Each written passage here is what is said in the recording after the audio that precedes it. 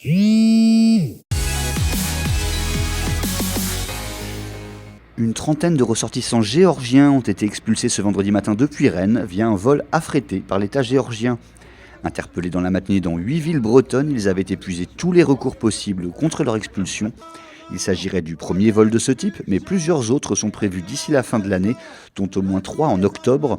Il intervient dans un contexte de forte augmentation des demandes d'asile de Géorgiens, plus 86% entre 2018 et 2019. Déjà condamné à 8 ans de prison ferme, il avait pris la fuite au Maroc, d'où il avait fini par être extradé. Puis il avait été libéré pour vice de forme, puis condamné à nouveau le 19 septembre dernier, cette fois à 7 ans ferme. Il est à nouveau en fuite. Roberto Blanchedan, le caïd supposé du trafic de drogue à Vannes, donne décidément du fil à retordre à la justice française. Un mandat d'arrêt international a été émis à son encontre. Des troupes qui circulent dans la campagne, des militaires en civil qui attaquent des sites sensibles.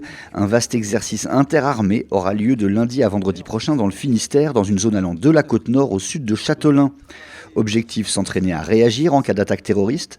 Pour éviter toute panique, la gendarmerie ouvre un numéro dédié et les témoins de comportements suspects pourront appeler le 02 98 42 78 20. La mérule peut-elle justifier un arrêt de péril imminent et l'évacuation forcée d'habitations ?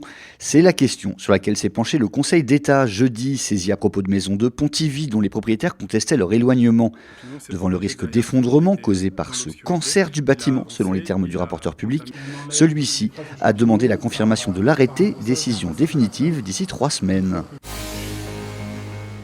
Le verre était en ébullition cette semaine à la verrerie Fluide à Belle-Île.